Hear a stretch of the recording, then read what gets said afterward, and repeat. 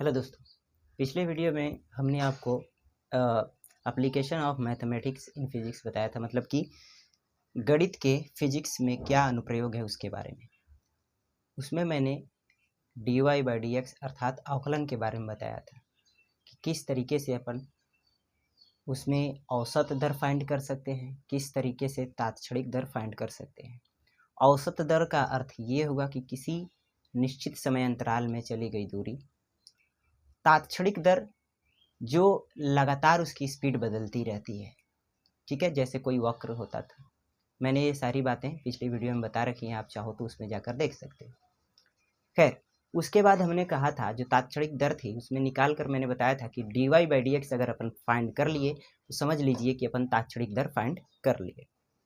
उसमें मैंने आपको यह भी बताया था कि अगले लेक्चर में मैं लेकर आऊँगा कि dy by d x direct find करने की कुछ फॉर्मूले होते हैं, और आज हम लोग उन्हीं फार्मूलों को देखेंगे और कैसे उन फार्मूलों को यूज़ करते हैं वो करना सीखेंगे।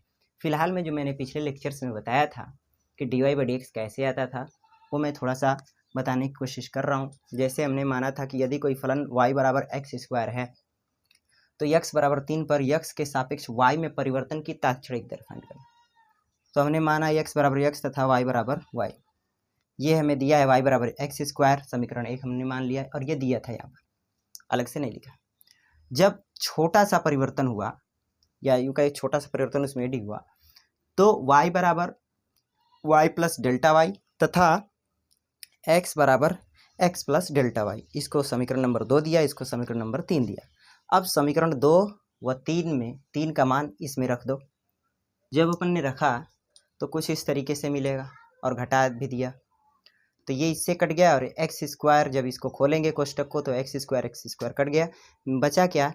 Delta x square plus 2x delta x. यहाँ से डेल्टा एक्स को कॉमन लिया, डेल्टा एक्स कोष्टक में delta x plus 2x, delta x को नीचे लेकर आया, delta y upon delta x is equal to delta x plus 2x। अगर आपको ये नहीं भी समझ में आ रहा है तो कोई बात नहीं, आप पिछला लेक्चर्स में जाओ, मैंने उसमें डिटेल में बता रखा है, ठीक है।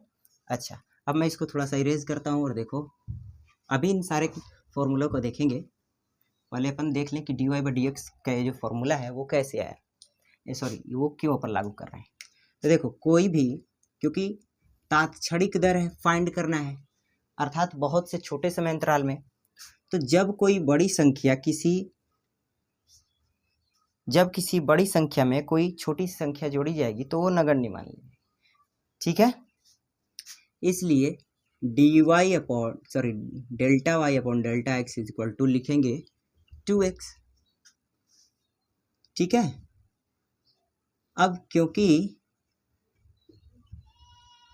Delta x is tends to 0, तो इसको लिखने का तरीका होता है limit delta x tends to 0 delta y upon delta x is equal to, और इसी प्रक्रिया को अपन क्या बोलते हैं?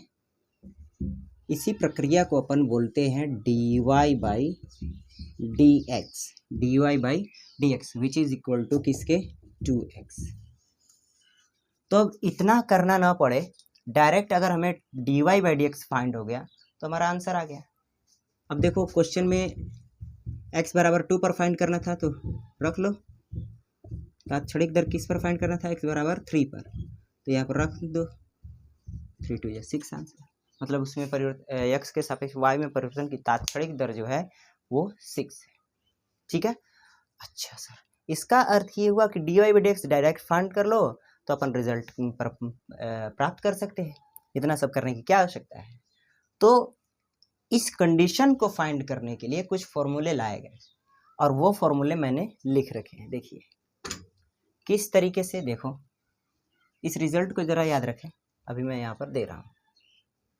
देखो, पहला जो फॉर्मूला है वो कह रहा है dx to the power n, जहाँ n कोई अचर संख्या है। अचर का मतलब जैसे 2 3 4 5 6 7 ऐसे कुछ भी हो सकता है, अचर नंबर है x, ये n क्या है? अचर नंबर है। अगर x का घात, जैसे मान लो अगर x का घात 5 है और आपको फाइंड करना है dy बाई डी एक्स, ठीक है। इसको पढ़ना सीखें। वैसे तो इसको पढ़ा जाता है d by d x y, real में तो ऐसे पढ़ा जाएगा d by d x y, लेकिन शॉर्टकट में अपन पढ़ लेते हैं d y by d x, कोई फर्क नहीं पड़ेगा। ठीक है, अच्छा तो देखो इसका d y by d x कैसे फाइंड करेंगे। माना y बराबर x टू द पावर 5, ठीक है, ऐसे दिया है तो कहेंगे x के सापेक्ष अवकलन करने पर, इसको अवकलन बोलते हैं,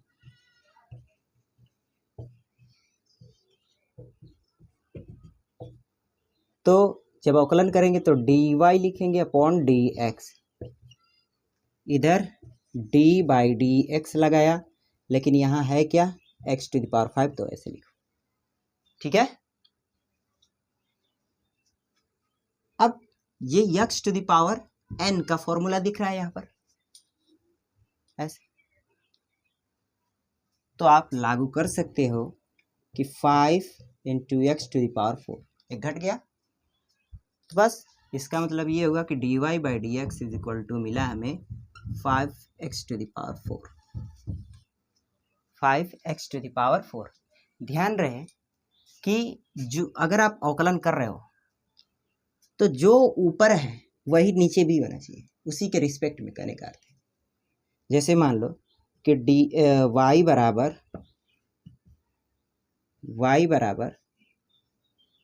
आ गया आपका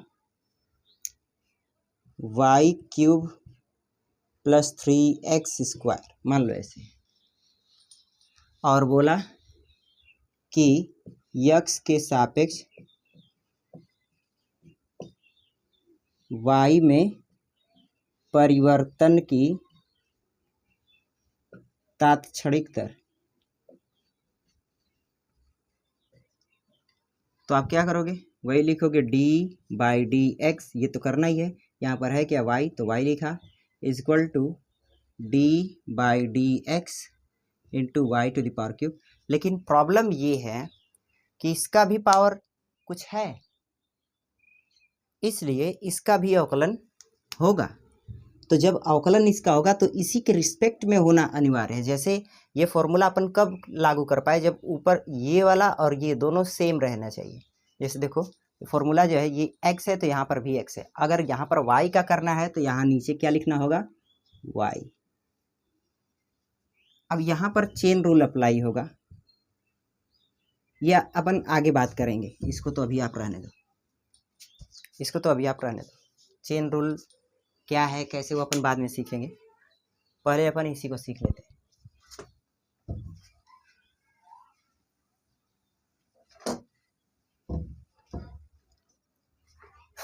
हाँ भाई, दूसरा क्वेश्चन देखो, क्वेश्चन नंबर 2, y बराबर 6x स्क्वायर का x के सापेक्ष y में परिवर्तन की तात्क्षणिक दर ज्ञात करो। तो सॉल्यूशन, तात्क्षणिक दर means d y by d x, दिया है y is equal to 6x square. ठीक है, अब एक नोट करने वाली बात देखो, नोट, अगर y बराबर 5 दिया है, y बराबर 5 दिया है, तो अचर संख्या है क्योंकि ये, तो इसका dy बाई डी एक्स 0 होगा, इसका dy बाई डी एक्स क्या होगा, 0 होगा। लेकिन अगर यह कुछ इस तरीके से होता, ऐसे होता, तो क्योंकि ये अचर संख्या के साथ में जुड़ा हुआ है, तो इसको अपन dy बाई डी एक्स निकालते वक्त इसको पीछे लिख देंगे ऐसे, और इसका अवकलन अपन कर लेंगे ऐसे। अब इसको आप करो तो dy बाई डी एक्स 5 तो है ही, अब ये फॉर्मूला लागू हो जाएगा, ये वाला क्या होता है, पावर एक आगे आ जाती है और एक घट जाता है, तो यक्स पावर क्या है 3x⁴, तो मिला हमें dy/dx इक्वल टू 5 3 जा 15x²।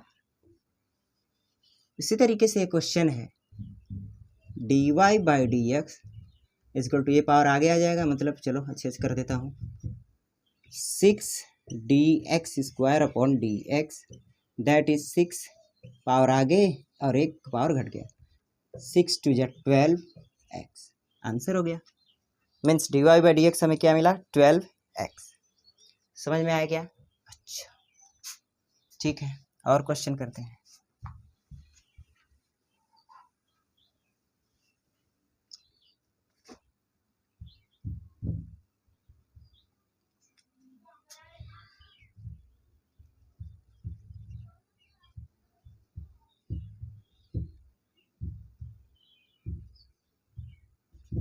ये दिया है और आपसे बोल रहा है कि dy/dx फाइंड करो, मतलब कि x के सापेक्ष y में परिवर्तन की तात्क्षणिक दर ज्ञात करो।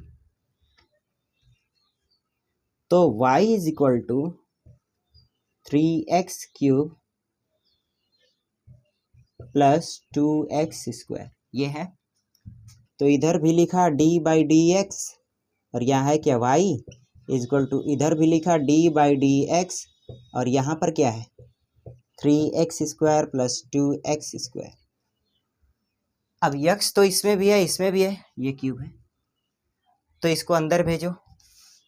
तो dy/dx इज इक्वल टू, यहाँ गया तो d 3x² अपॉन dx, इसमें गया तो plus d 2x² upon dx।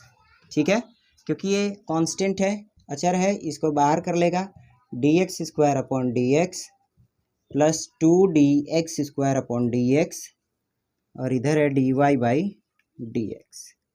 ठीक है, सॉरी मैं बार बार भूल जा रहा हूँ, यहाँ पर क्यूब है भाई, है ना, देख लो। अब यहाँ पर फॉर्मूला ये लागू कर दो दोनों में। ठीक है, तो ये क्या आ जाएगा 3 3 जा 9x² और प्लस 2 2 जा 4x। ये आपको dy/dx मिल गया।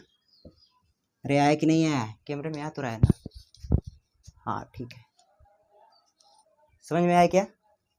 तो इस तरीके से अपन dy/dx फाइंड करते हैं। ओके सर, अगला क्वेश्चन के माध्यम से ही मैं इन फॉर्मूले को आपको समझा रहा हूँ। मान लो यहाँ पर लिख दिया e⁻x, तो आप क्या करोगे?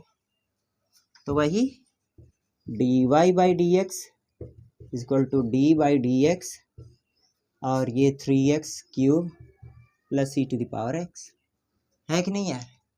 तो चलो dy/dx ये अंदर लेकर गया, 3 को बाहर कर लेते हैं, dx³ अपॉन dx और ये इधर गया de⁻x अपॉन dx। अब देखो यहाँ पर कौन कौन फार्मूला लागू हो रहा है, ये x⁴n वाला फॉर्मूला है यहाँ पर, और ये de⁻x वाला फॉर्मूला है, तो इसका तो डायरेक्ट ये हो जाएगा और इसका पावर आगे आ जाएगी और एक घट जाएगा, है ना।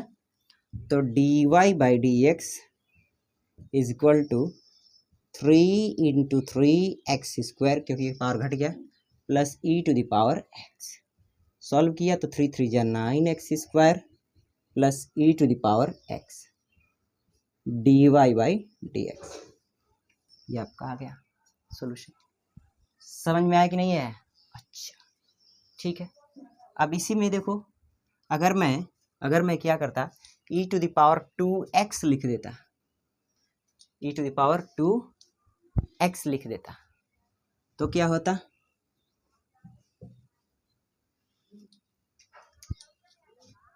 तो आप ऐसे नहीं कर सकते कि ऐसे कर दूं, नहीं, क्योंकि आपने तो फॉर्मूले में x पढ़ा था, इसके साथ कांस्टेंट 1 है और यहाँ पर कांस्टेंट 2 है, तो कुछ इसमें व्यवस्था करेंगे। क्या करेंगे देखो जरा, ये तो सेम आएगा, 3 3 जा 9x² प्लस इसका क्या करें सर? तो हमने बताया कि अवकलन फाइंड करने के लिए ध्यान से समझिए, जो यहाँ पर है उसी के रिस्पेक्ट में नीचे भी होना चाहिए। अब यहाँ पर e⁻²x है और नीचे क्या हमने लिखा है, dx लिखा है, तो रॉन्ग हो गया ना। यहाँ पर क्या आना चाहिए, 2x आना चाहिए, तब जाकर मैं ये फॉर्मूला लागू कर सकता हूँ। अब यहाँ पर कहीं भी आप देख सकते हो dx है और यहाँ पर 2x है, तो यहाँ पर चेन रूल अप्लाई होगा और ये 2x ऐसे आएगा अपॉन dx। ध्यान से समझना इस बात को। अब ये फॉर्मूला लागू हो सकता है ये, क्योंकि जो इसका पावर है उसी के रिस्पेक्ट में नीचे हुआ भी है, उसी तरीके से जो इसका पावर है उसी के रिस्पेक्ट में हुआ भी है। तो मैं इसका लिख सकता हूँ e⁻²x और ये 2 बाहर आ गया क्योंकि कांस्टेंट नंबर है, dx अपॉन dx। अब ध्यान से समझे तो 9x² प्लस e⁻²x इंटू ये dx कट गया, आया 2, मीन्स 9x² प्लस 2e⁻²x। ये हुआ आपका आंसर। ठीक है, ये चेन रूल बोलते हैं बाबू इसको, चेन रूल। ठीक है, मीन्स नीचे dx ही होना चाहिए। जब तक dx केवल ना मिले तब तक आप चेन रूल अप्लाई करते जाओगे। देखो जैसे e⁻²x था तो मैंने 2x नीचे क्यों लिखा, d2x क्यों लिखा, क्योंकि e⁻x हमने फॉर्मूला पढ़ा है, e⁻2x फॉर्मूला नहीं पढ़ा है। देखो यहाँ पर d(e⁻x अपॉन dx, तो मतलब e का जो भी पावर है उसके रिस्पेक्ट में नीचे है। उसी तरीके से यहाँ पर e⁻2x है तो यहाँ पर नीचे भी 2x होना चाहिए ताकि ये फॉर्मूला लागू हो सके। इसलिए हमने नीचे भी जो यहाँ है वही यहाँ लिख दिया। अब यहाँ पर dx होना चाहिए, dx होना चाहिए जैसे ये है, लेकिन यहाँ पर है क्या, 2x है, तो इसलिए चेन रूल अप्लाई किया हमने और ये यहाँ पर जो भी दिया है उस पूरा को अपन यहाँ लिख देंगे। और यहाँ अब ये क्या हो गया, 2x है तो ये तो कांस्टेंट के साथ मल्टीप्लाई में है ना, तो कांस्टेंट बाहर आ गया जैसे यहाँ पर था, यहाँ पर जैसे था, और इसका अवकलन कर दिया हमने ऐसे। तो इसी तरीके से जब इसको बाहर करेंगे ऐसे और इसका अवकलन करेंगे तो ये सेम हो गया, तो ये कट जाएगा और आंसर क्या मिलेगा, 9x² प्लस 2e⁻2x। ये आपका आंसर होगा। ठीक है, अच्छा नेक्स्ट देखो,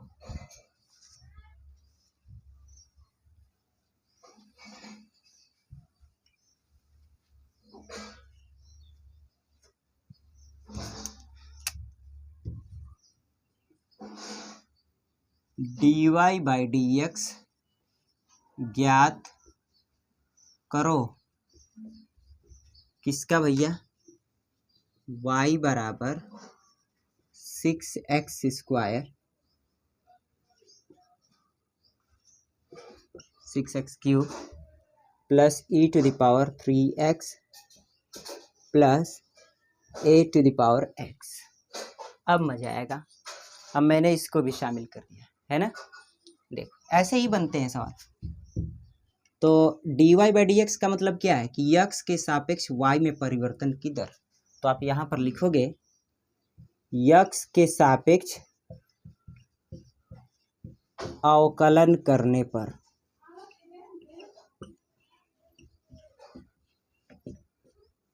ठीक है, तो x के सापेक्ष अवकलन मीन्स d/dx और ये क्या है y, तो y लिख दिया। उसी तरीके से इधर भी d/dx और इसमें क्या है भैया, तो 6x³ है, e⁻3x है प्लस a⁻x है। अगर पिछला वाला समझ में नहीं आया तो यहाँ से देख लो, यहाँ पर भी समझ में आ जाएगा। तो देखो अब इसको हम अंदर भेजेंगे क्योंकि सबका तो डिफ्रेंशिएशन अवकलन करना है ना। जब अंदर भेजेंगे तो इसके पास भी जाएगा, तो d 6x³ upon dx plus, पहले तो अभी अंदर भेज रहा हूँ, अभी सब क्लियर करूँगा, ठीक है। अभी इसको सबके साथ भेज रहा हूँ, d(e⁻3x upon dx plus d(a⁻x upon dx। ये तो हो गया, लेकिन ठीक है, लेकिन ये अवकलन होने देगा क्या, नहीं, क्योंकि इसका तो e⁻3x है और यहाँ पर क्या लिखा है, x लिखा है। और अपन जानते हैं कि जो पावर में है उसी के रिस्पेक्ट में नीचे भी होना चाहिए, तभी ये फॉर्मूला लागू होगा। ठीक है, तो अपन इसमें क्या करेंगे, dy बाई डी एक्स, थोड़ा छोटा छोटा लिख रहा हूँ क्योंकि जगह नहीं है, dy by d x is equal to, ये कांस्टेंट के साथ जब अचर राशि, जब कोई कांस्टेंट चर राशि के साथ मल्टीप्लाई में हो तो बाहर आ जाती है अवकलन करते वक्त। तो d x to the power cube upon d x, तो ये तो हो सकता है, देखो अब ये हो सकता है ना, इस तरीके से दिख रहा है ये, अगर ये एक्स है तो नीचे भी एक्स है, अगर ये एक्स है तो नीचे भी एक्स है। ठीक है, और ये पावर है तो ये पावर है। चलो उसको करेंगे, पहले सबको सेपरेट कर लेते हैं। D e to the power 3x, अब आप बताओ नीचे क्या आना चाहिए ताकि इसका अवकलन हो जाए, जो यहाँ पर होना चाहिए वही, तो नीचे हमने लिखा d3x। अब यहाँ पर चेन रूल अप्लाई होगा, क्यों सर, क्योंकि यहाँ पर dx होना चाहिए न कि d3x, है ना, तो d3x अपॉन dx प्लस, अब इसका करें तो d a to the power x dx, इसका हो सकता है पता है, लेकिन सबको एक साथ में करना चाहता हूँ। अगर आप देखो तो ये कांस्टेंट चर राशि के साथ मल्टीप्लाई में है, तो इसको मैं यहाँ पर लिख दूँ डायरेक्ट, हाँ सर ठीक है।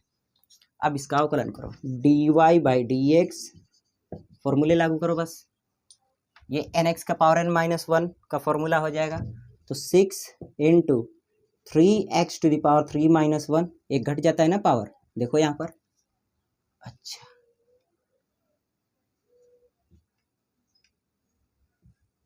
प्लस ये क्या हो गया, ये तो फॉर्मूला लागू हो जाएगा, लेकिन ये dx कट गया और ये 3 बाकी है, यहाँ लिख दूँ 3 e to the power 3x, क्यों, क्योंकि ये फॉर्मूला अब लागू हो सकता है।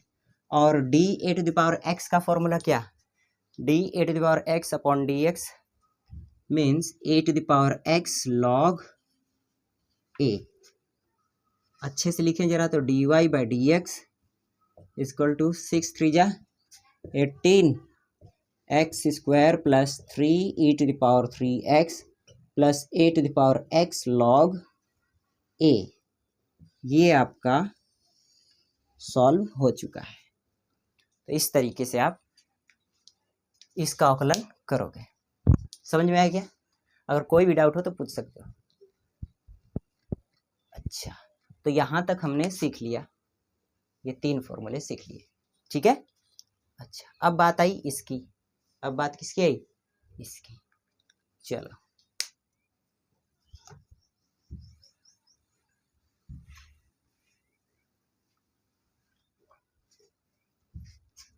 dy by d x find करना है, y is equal to log e to the power x plus cos x, ठीक है। वही x के सापेक्ष अवकलन करने पर, x के सापेक्ष अवकलन करने पर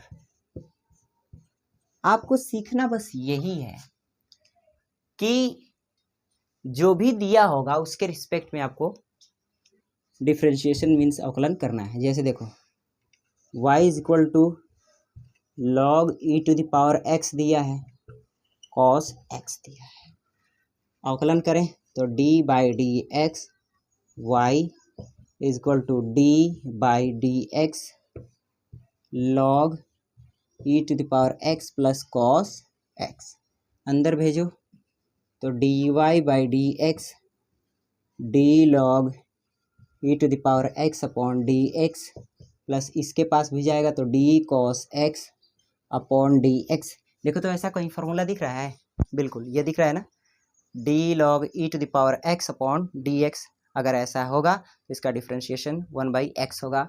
और d cos x upon d x देखो तो कहीं है क्या, हाँ इधर है, d cos x upon d x का माइनस साइन x होता है, तो इसका सॉल्यूशन क्या हो जाएगा, d y by d x is equal to 1/x minus sine x। Answer क्या है, बस फॉर्मूला रटो और आंसर ले लो अपना, है ना। बस कुछ बातों का ध्यान रखना होगा। अच्छा, अब देखो इसमें एक थोड़ा सा मैं बना रहा हूँ, मान लो कि यहाँ पर अगर 3x होता तो क्या करते अपन,